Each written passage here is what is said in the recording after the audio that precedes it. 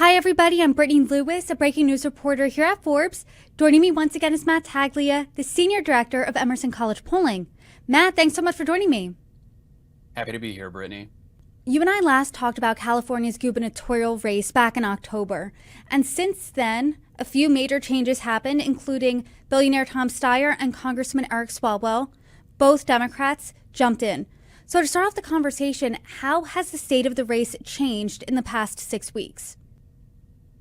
Yeah, so things have changed a little bit, Brittany, especially with the entry of Swalwell. So we look at that top line horse race number. We see this is really a four-horse race right now. We have Chad Bianco at 13%, Swalwell at 12%, Steve Hilton at 12%, and then Katie Porter at 11%. Now, all the other candidates are below 10%, and then about 31% are undecided. So there's still very much a high undecided number here. I think that with so many choices, a lot of folks have just not yet made up their minds, but we do see that Swalwell has definitely made an impact on this race.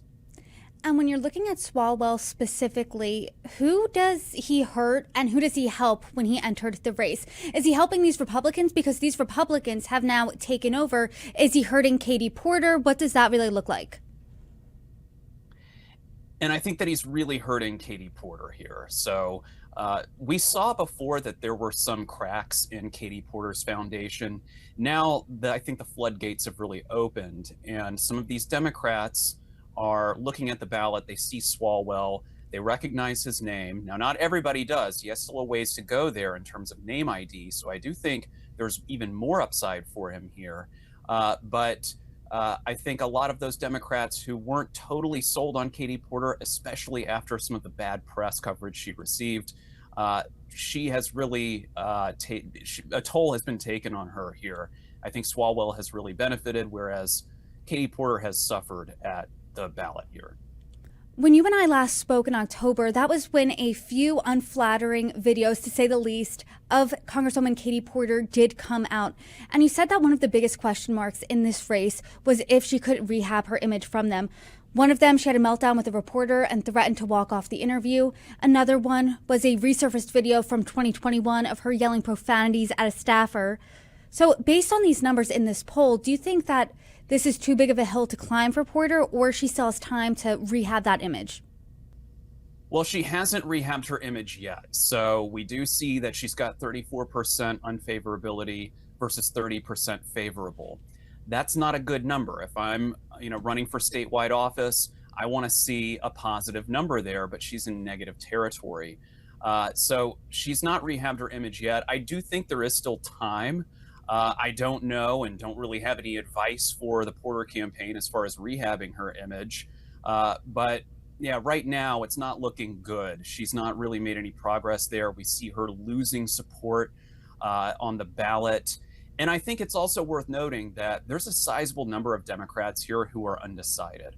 So, when we look at someone like Swalwell, like I said before, he has relatively low name ID. So I think that he really does have more upside here. People just don't know him as much, but the folks who do know him seem to like him. He has positive favorabilities compared to Porter. So, whether or not that translates into electoral success, better numbers at the top of the ballot, I think it does eventually help Swalwell there. But Katie Porter is not out of it. She has some room to grow. But right now, she really does have to change that image of her among the electorate. I want to talk about that undecided because when we talked in October, I believe undecided was around 39%. Now it's at 31%. And when we talked about it last time, you said a lot of Democrats right now are sitting on the sidelines, seeing who's in the race and who's out. And there was this desire for different candidates. Based on that number not changing too much from 39% to 31%, does that indicate to you that people want different choices here? It's hard to say. I think that among Democrats, we still have about a third who are undecided. So that is a large number. And it could be that they want to see different candidates on the ballot. They also might just not be paying that much attention to the race yet. And like I said, Swalwell doesn't have very high name ID. So I think as his campaign ramps up, we will see him gobble up some of that Democratic vote share, most likely. Katie Porter, if she can rehab her image, then she might be able to boost some of her support. But right now, as it stands, Democrats don't seem to be blown away with any of the candidates on the ballot. If we look at independents, it's even higher. So 45% of independents are still undecided. So I think that there's also space there for both Democrats and Republicans to gain ballot share here. But I do think it is more so Democrats who are going to benefit from these undecided voters breaking. It's just a question of who they're going to break for and whether or not anyone else decides to enter this already crowded race. Like you said, it's a really crowded race. There's a slew of Democrats. There are 2 Republicans. When you're looking at the demos of where people are going, are there any trends that are interesting to you? Yeah, so we see that Katie Porter is actually still doing a little bit better with folks who are under the age of 50. Now, those voters are not always going to be the most dependable voters. And I think that if we saw another candidate who is a little bit more on that progressive side, then we could see her numbers decrease there and some of those younger voters turn towards another candidate. Now, I'm not saying that that will happen, but that's certainly a possibility. Swalwell, on the other hand, does best among voters over the age of 50. And I think that that trend will probably continue unless, again, another more moderate candidate, more moderate Democrat enters the race. But I would want to see that. If I'm Swalwell, I want to do well among those older voters because those are the ones who are going to turn out. They are the highest propensity voters in most elections, and that's not an exception here in California.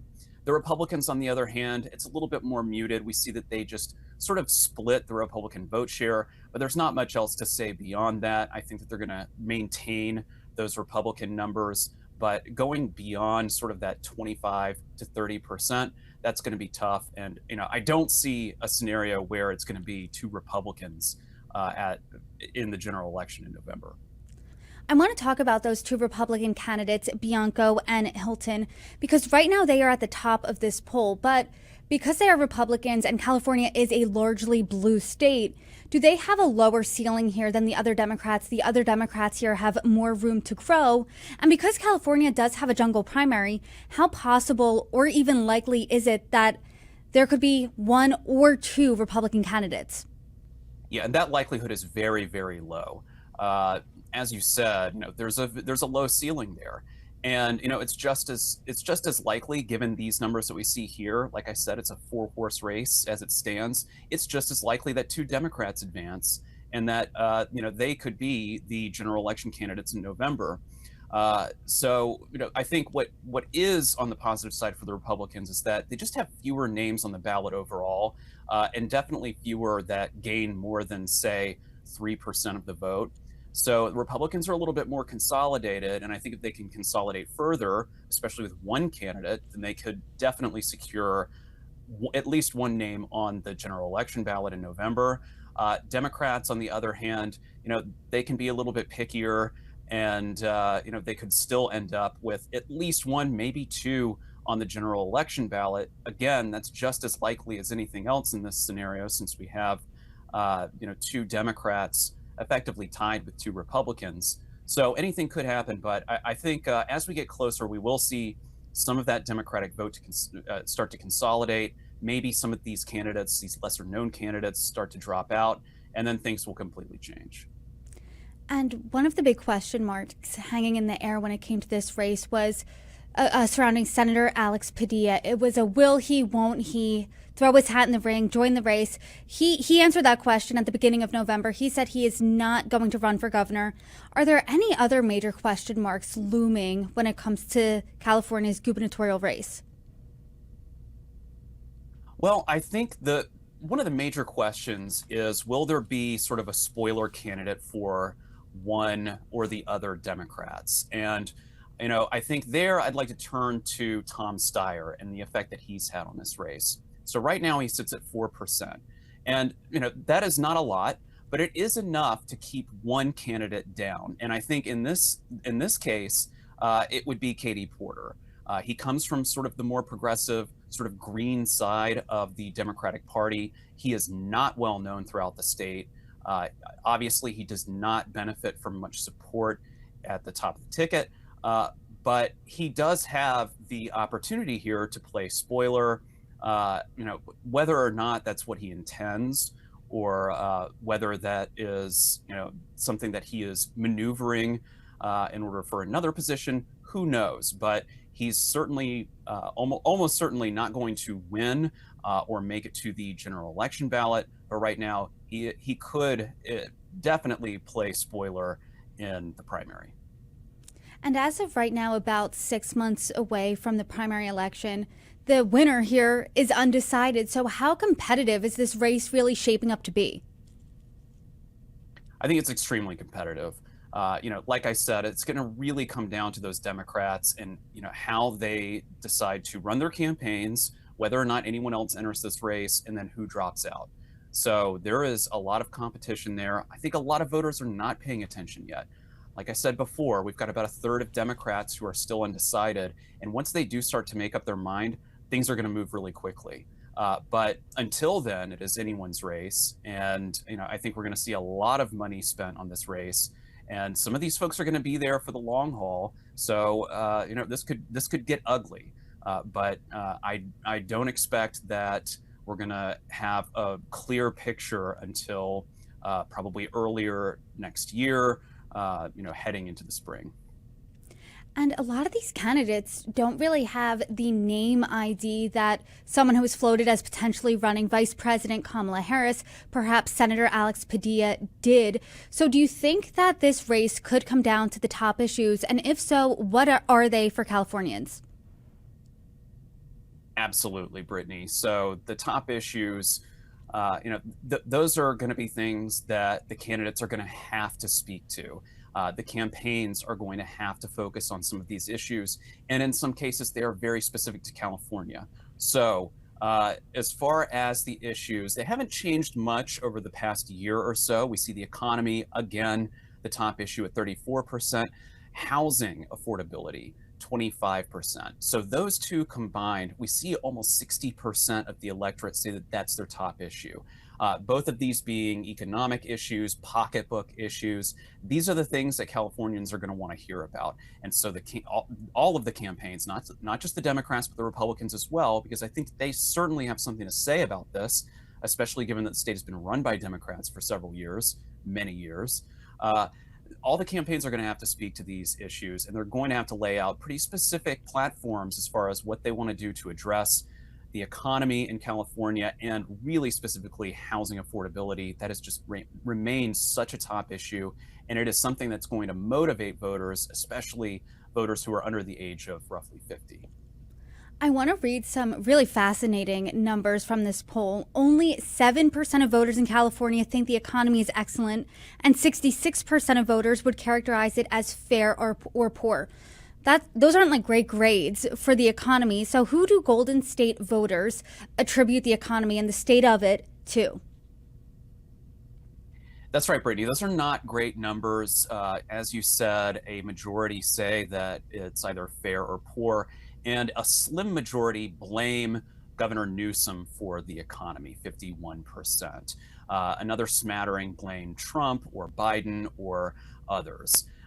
So if we look at those folks who say that it's fair or poor, we also see that Newsom gets the most blame there. Now, on the other side of this, the folks who say that the economy is excellent or good, Newsom also gets the most credit there.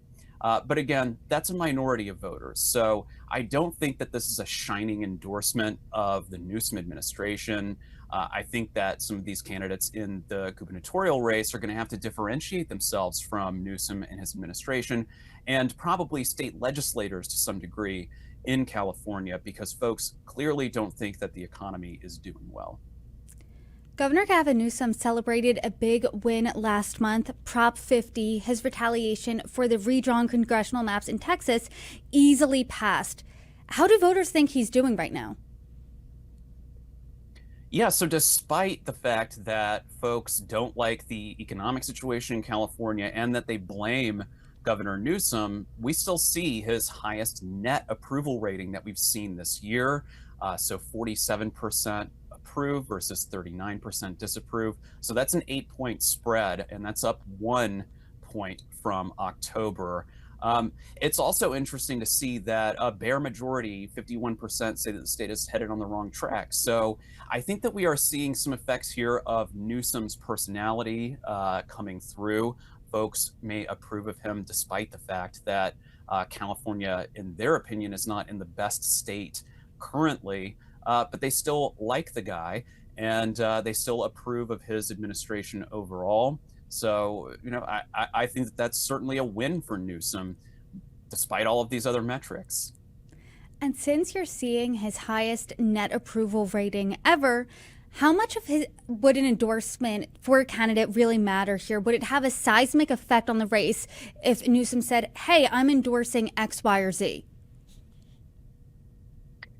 And we don't see that it would have much of an effect. About a third each say that it would make them more likely, less likely, or no difference. So it's a bit of a wash there as far as a Newsom endorsement. We do see that younger voters are a little bit more swayed by a Newsom endorsement. They're more likely to say that it will make them more likely to support that endorsed candidate. But otherwise, it's a bit of a wash. I do expect that folks are maybe underestimating a little bit how they would feel given a Newsom endorsement. I think folks would probably take a position one way or the other. But right now, we don't see any evidence of that. So I don't expect that he will endorse anyone in the near future. But even so, I'm not sure that it would have much of an effect on the race.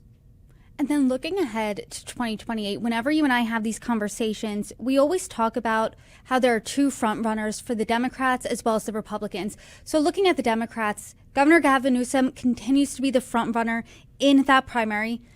Talk to us about that race. I mean, who is behind him and how many people are undecided? Yeah, so we've got Newsom at 36%, so just over a third of the electorate support him for president. Buttigieg at 16, and then AOC at 13. All others are below 10%. So, this is pretty similar to what we've seen before.